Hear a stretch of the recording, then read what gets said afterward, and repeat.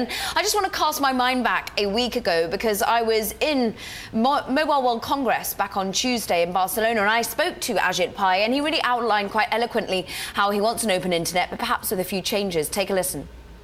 I think there's a broad consensus about the need for a free and open internet. That's the internet we've had since the dawn of the internet age in the mid-1990s. And that's something I think consumers and companies alike have come to take for granted. The only question is, what regulatory framework can we adopt that both protects that core value and preserves a massive incentive to invest in infrastructure across the United States? He's not a fan of Title II classification for broadband, and you back him up to some extent. That's right. The two ideas, Title II, common carrier rules on the one hand, and net neutrality on the other, are completely distinguishable and really have nothing to do with each other. They've been kind of unfortunately bolted together by the prior FCC, but there really is a way to enforce net neutrality protections, that is non-discrimination protections, without having to classify internet service providers as common carriers. How? Well, there are a few ways. I'm, of course, peddling one myself, but I think that there are a lot of voices kind of whispering in Chairman Pai's ear. I would point to the way that the FCC adjudicates discrimination complaints today in the video space. Namely, they allow independent networks to step forward and demonstrate that they've been discriminated against by a vertically integrated cable provider.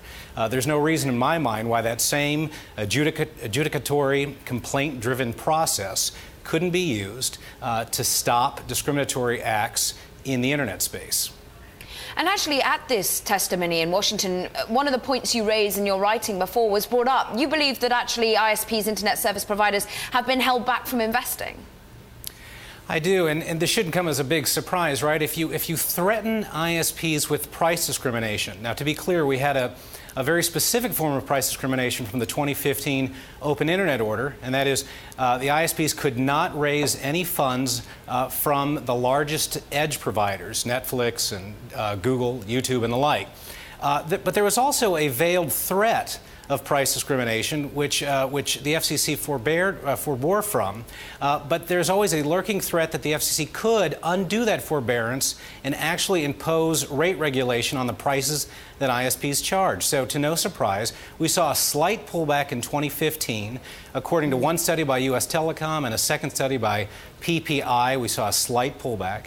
In 2015 relative to 2014, the last time that ISPs got to operate outside of the confines of common carrier regulation. And according to my latest numbers, in 2016, we saw a significant pullback on the order of around 5% of broadband capital in the United States relative to 2014. But how often many feel that people hold back investment because of lack of certainty? And we spoke not only to Ajit Pai, but also Tom Wheeler at the Mobile World Congress in Barcelona. And he spelled out, look, any unwinding of this deal wouldn't happen quickly. Have a listen. When we put out our open internet rules, we built an extensive record. And it was reviewed and affirmed strongly by the court. Whether you can come back in a couple of years later and say, oh, things have changed so dramatically that you need to reverse all those other decisions, those decisions that have been affirmed by the court, this is going to be a long process. A long process.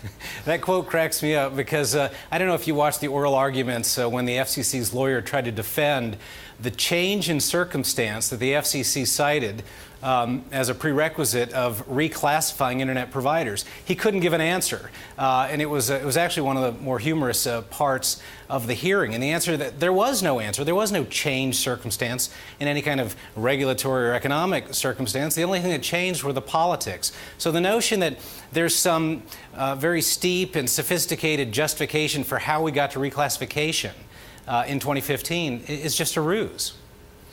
Very briefly, as politics change, of course, many feel that potentially regulation might ease up. And are we right, is the market right to assume that with Ajit Pai at the helm, M&A might go through that little bit easier?